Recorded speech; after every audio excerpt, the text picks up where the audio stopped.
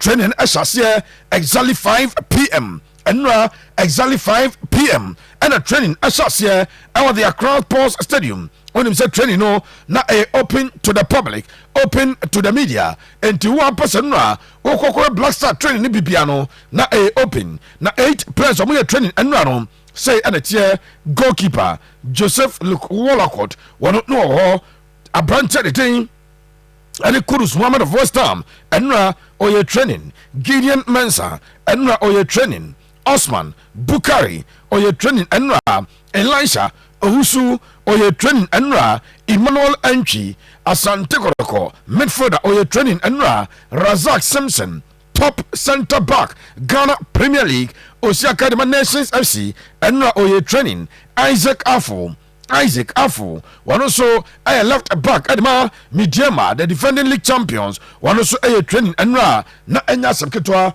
yɛmfa ntodwa sɛ ɛnɛ Samates one defender no one also a training ɛnura na enya seketwa entu remo ɛwɔ Black Stars training na Jojo Wallacott Kudus Muhammad Gideon Mensah Osman Bukari Elisha Owusu Emmanuel Entry Kotoko Razak Simpson Nations Isaac Afo Samates where 8 players one participate here ɛwɔ training mo nyame yɛ adoma training ɛbɛtoa so ɛnɛ na deɛ metie ɛne sɛ ɛnɛ anhwɛ mbɛ double session enti ɛnɛ ayɛda so mbɛkɔ gym anɔpa yi na afei ɔmo firi hɔ a ɔmo akɔ anwummerɛ akɔ training ɛnɛ training ne deɛ ɛyɛ behind closed doors ɛnɛ training a Black Stars ɛbɛyɛ no ɛyɛ behind closed doors enti ɛnɛ woyɛ nsɛnkyerɛni woyɛ Ghana supporter anasɛ woyɛ Ghana nipa na mpɛ sɛ wokɔɛ bia ɛnɛ deɛ woduru hɔ a ɛnya de a mpanyimfo ma kwan ama Ghanafoɔ no aba bɛhwɛ training ne bi ne nyinaa ɛne sɛ ɛne deɛ no ɛyɛ behind closed doors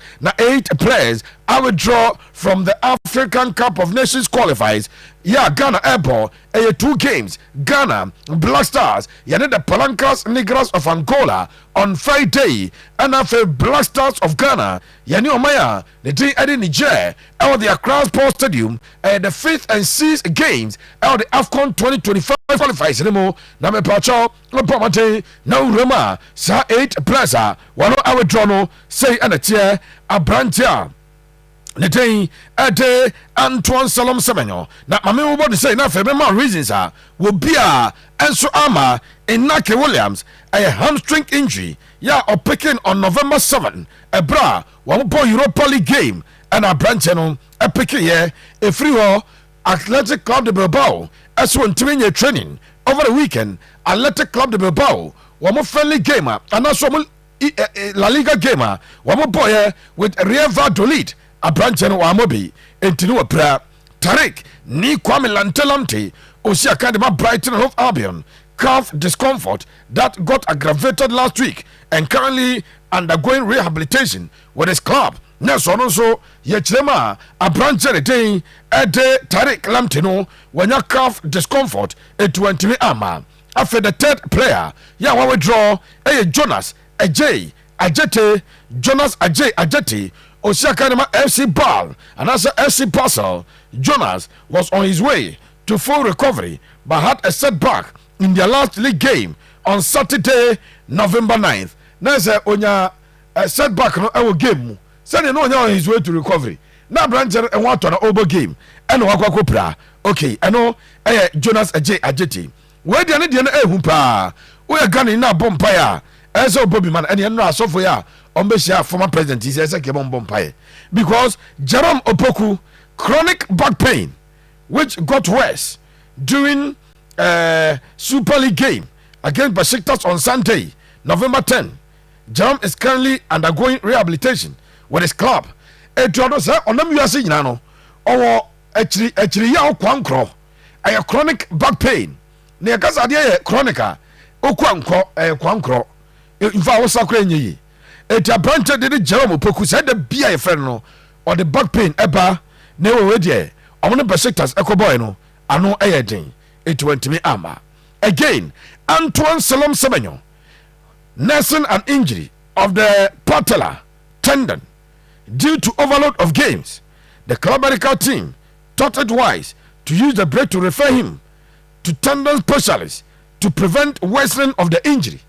Interbranched did Antoine Salom Semenyo woko Premier League no afa form abrante ene clubs akese including Liverpool wa munyina nya service omo pɛ ne club no Bournemouth for sika omo bona no ɔhye 50 million pounds de ano ɔhye pa ɛno ara omo se ne club no asa abrante no ɔwɔ patellar tendon due to overload of games wa bo games do eti sesi ayi no sa 12 days asesen omo refer abrante no ednama a tendon specialist so ɔhwɛ no Alexander Jiku, an aggravation of an existing hamstring that got him substituted in their last game on Sunday, November 10th.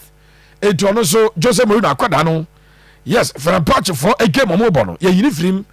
Nina said a hamstring, you know, as I can, in Toronto, a uniform. Abrante Osman Ibrahim was the Academy final. He picked up a hamstring injury in the last outing for the club, which got him substituted at half time.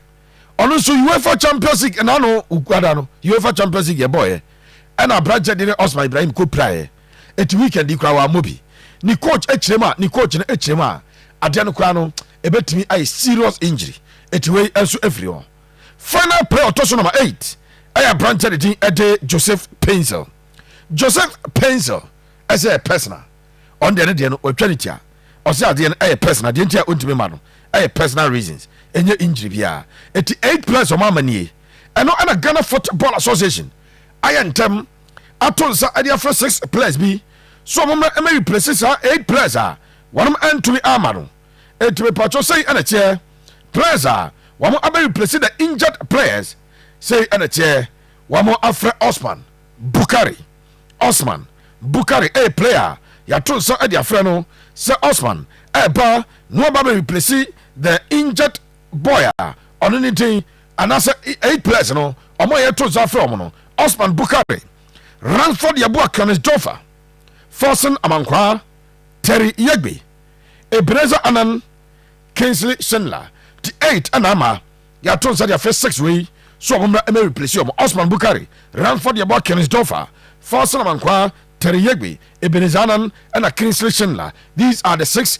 players ya to za and they are from Zomumra. No me replace the 8 one entry amano no 83 oba Black Stars omo program omo de namnie it the itinerary of the Black Stars and at that page no so no yenkwai nafe yenya nwadwuma sa Black Stars of Ghana no yenyina yanim sa empanfo akacho mo anase programmer empanfo adro no boys no ayade a ene ombe training media ma training ombe no behind closed doors omo wie ene training na Black Stars of Ghana one about Tosso on Wednesday and you may on the free Accra Kotoko International Airport na fe omo de money akire mu akwa kopiem awo maya ne den ade Angola one akwa one akọ na akwa preparation na fe nyame adoma ne ya woda so no one akwa training awo the 11th November stadium awo Luanda Angola omo afriwa na Friday game na abaso na game 7 p.m. on 7 p.m. and a Ghana yanso ye game no abeba so edon sem no ade atudwa ade ma na chiefo mame nkobanim na menya adwuma mame Gideon Mensa e page no so anasa Blasters training no kra na ade beto so a na fe yankwa em de tie ane se Gideon Mensa e defender ade ma the Black Stars of Ghana na Gideon Mensa and enra after the training one sancho for edin komo empanfo yi Gideon so no emra no ne sancho for emra mekasa onim se Gideon Mensa akasaye and for 8 players one antumi amano and Gideon say a big loss so minor atonsa at the players nemum watwe antumi ama a big loss nemum omo camp no everybody so mbe deliver na Ghana for and so any agye. For me, I think first of all, every player in the national team is very crucial to the team, and then obviously we have players that we are always looking up to see in the national team, and we have players that are also there to support when the other players are not there. I mean, it's a big loss for us, but also at the end of the time, at the end of the day, we still have a team to cover up, and then I'm not really scared about that, because like I said, everybody is crucial to the team. So one is not there, one is ready to play. So yes, I mean, like I said, we are made for this. The journey is always not going to be smooth. We've come to a junction where we have to hope and then work for ourselves. So obviously, like you said, we're going to watch the game and then see what's going to happen in the game. But at the end of the day, the focus is to win our 6 points, and then everything that's going to happen on the side, we are there for it. I know Gideon Mensa ɛna ɔde saa nsɛm no ɛto dwa nti ɔka about 8 players na ɔmo ama no ɛna owieyɛ ɛna ɔse adeɛ no deɛ ɔmo ɛbɛyɛ dwumaden ɛde ama ɔman no mepatwɔ Gideon Mensah adan nkyɛn a mokɔ mo club size a mo mmɔde mo no ɛwɔ soro almost all the players mo bɛpia mo Black Stars a na yɛ bibia mo performance na ɛntali mo kɔ abɔnte a ɛwɔ soro kyɛ sɛ mo bɛfie. I think, like you said, I've had a good season with France, in my club in France, and then the mood and everything there is very good. And then obviously, like, it's not the same here in Ghana, but then we are footballers, and then this is what we are made for. I mean, it's not always going to be smooth.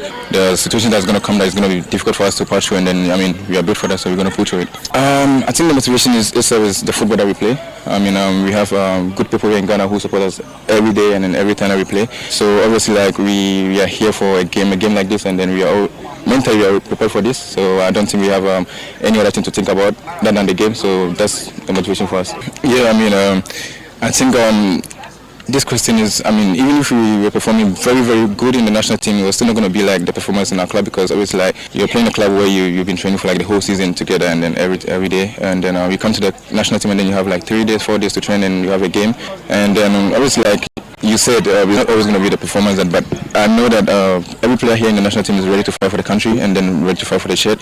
We may not always get it how we want it to go in the game, but I promise you that we're always working to get what the results that Ghanaians want from us. Gideon Mensah so England now, bro, for can obobo friends o. French. And all slang is ano. Da obe England, so England no.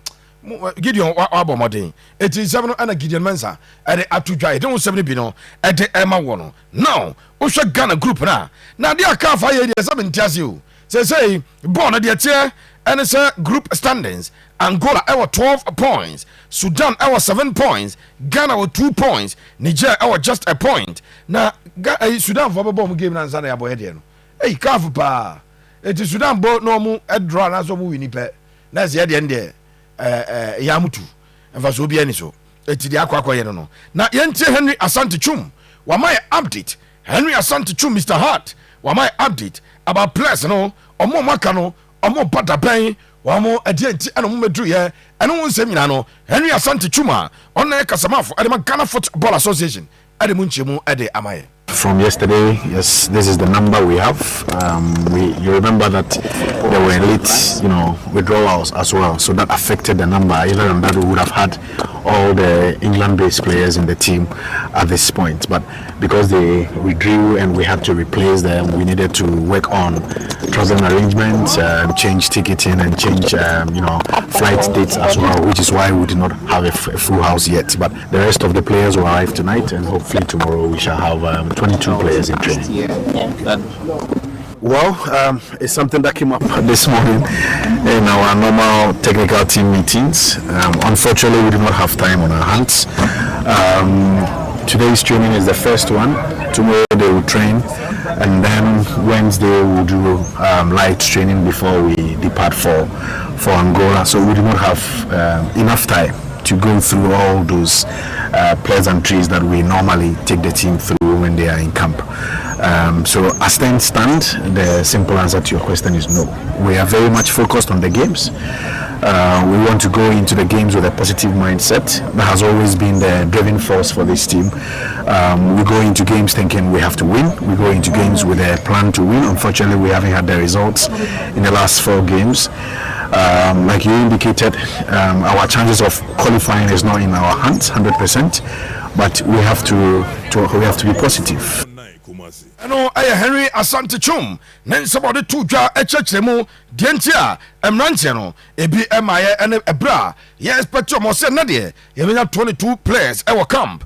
And 3 local players and a PMO, our Black Stars training us Asante Kotoko Emmanuel Enchi, a branch of the Academy Nations, Razak Simpson, and a feso, Yenya, Ura Siakai, at the Emma Samatesa. Your friend is Isaac Afu, na eno and a coach Otto okay. Say Ebusa Otto, didn't you offer only 3 local based players, and also no, he has no place for local or foreign based players. Rather no, a place or more play for me and offer more at the Eba Black Stars. Let's say Emmanuel entry place, then if he gets ball within time from Juventus to win, then he's no longer a local player, right? And then I have to find somebody else. then I don't invite him again. So I don't get it with this local and non-local. For me, it's just about performance. It's always about performance. And if somebody's not playing, then I think somebody who's in the team, in the training, perform better. This is the only reason. It's not about local or non-local. It's about performance. If you train well, why should I let you on the bench? If I think you're better than whatever, kudos or whatever, then why should I let him play? Then because I want to win.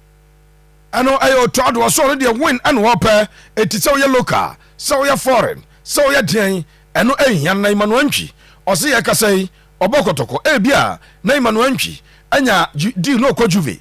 I've heard all very local players on very big manner. Also, there be on their performance and on different players. Otto, I say, of free players are committed, no more ready to play for the nation.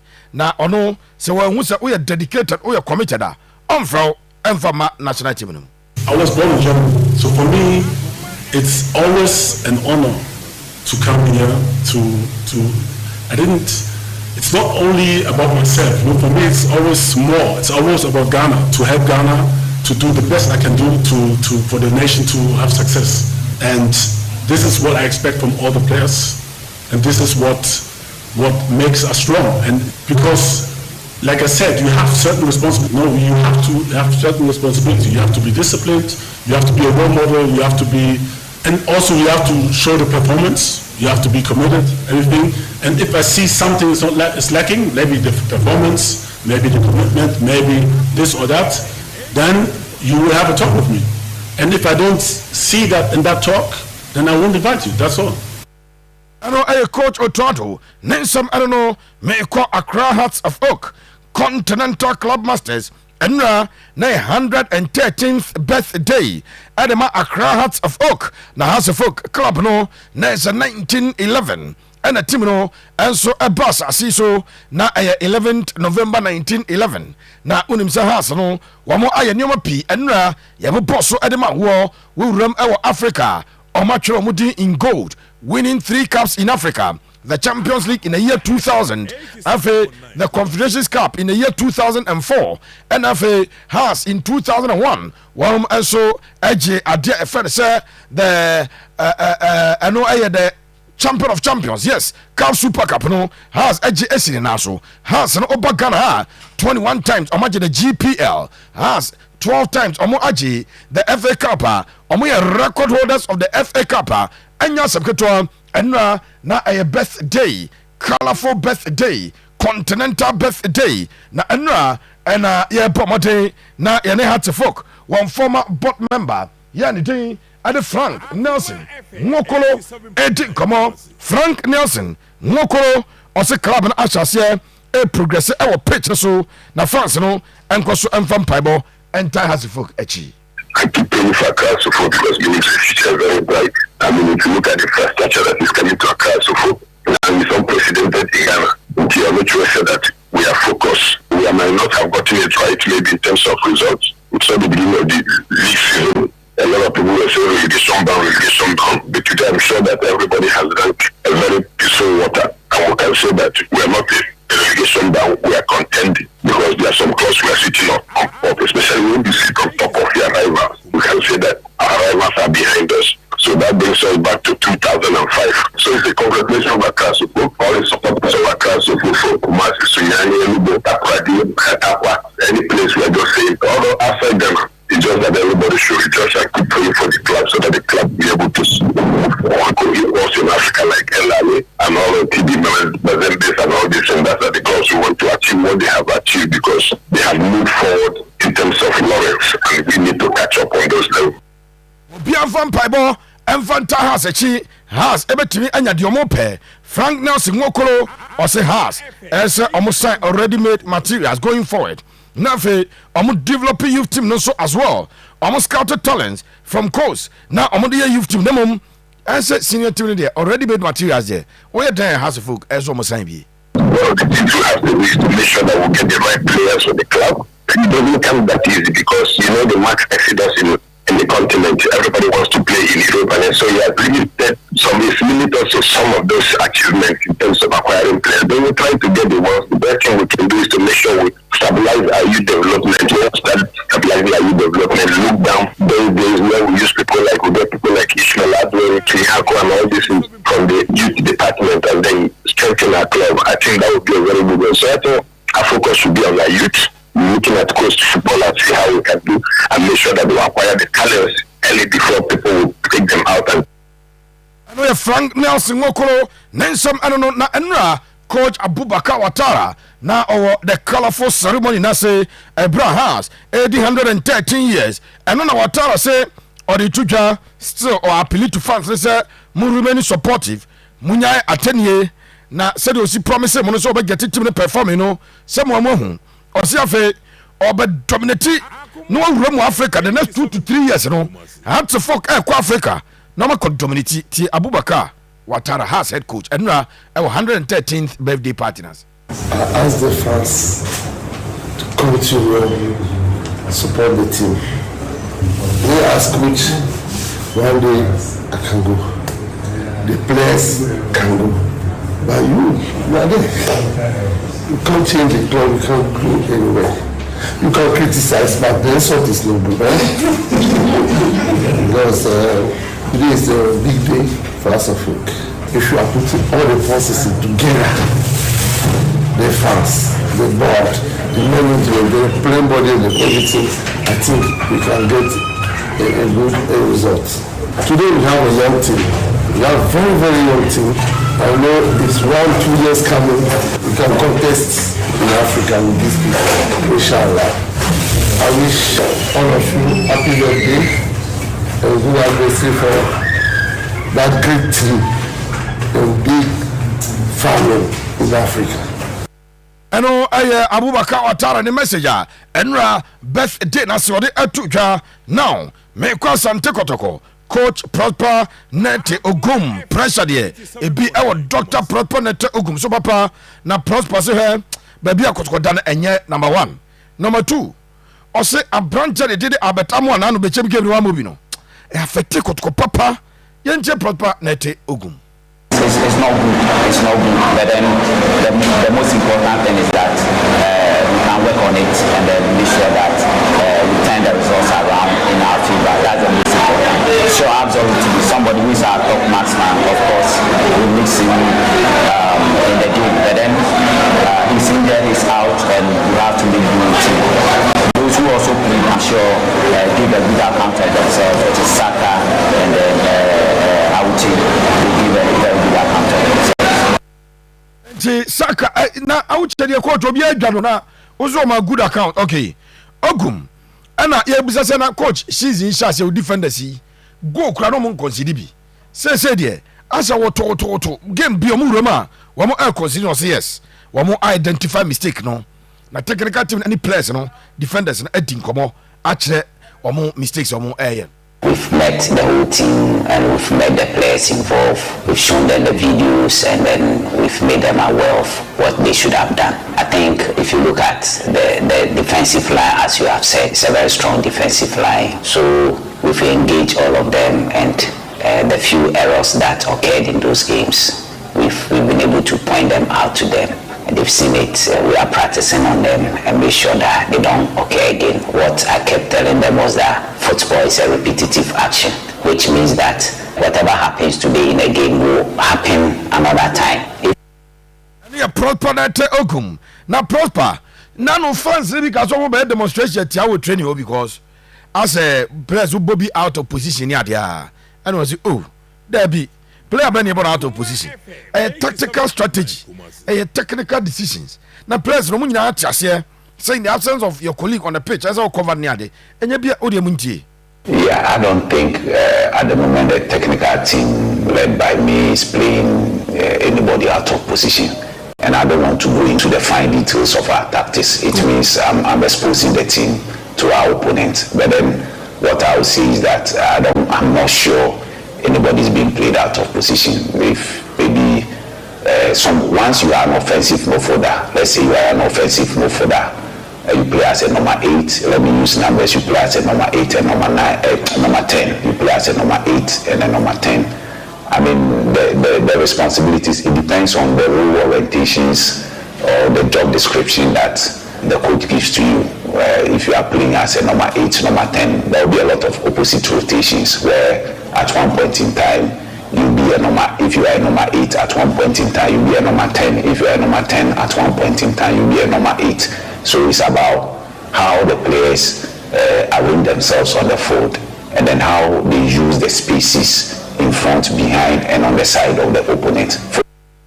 Catch us a proponent Ogum about technical explanations are only size Ghana. Now, me pacho tiene here me pa prosper say Kotoko supporters or promise my dear Bako or no proponent Ogum or Babaya Juma Ding. No, they are 10 in your ma at the Asante Kotoko.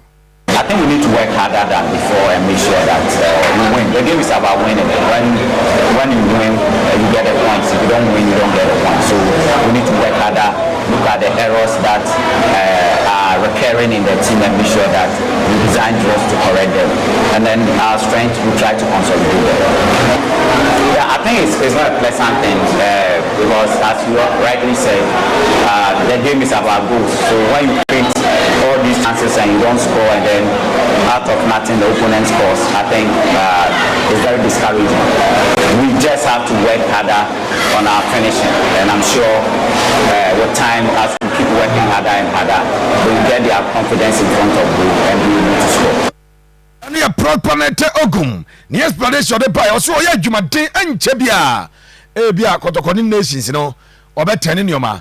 Ede amampacho yademusi ene anopay and so the banner doors awia me were exclusive at the mount Kwame Poku and Isaac Minta latest update Kwame Poku on Isaac Minta latest update masende email bi dia ko efe o me twen na manya reply na me ba na reply na tompe me hojuma ade amachefo a mutie akoma 87.9 FM awia minimum abesa adwuma exclusively and so enya asem ketwa Asante Kotoko construction of the artificial pitch Addo the third training pitch the omoyesu training no is here second one natural grass ba ko mo say and afi wo mo ade friend say artificial pitch na eno astroturf no anwumra ya ba mema ho update anopai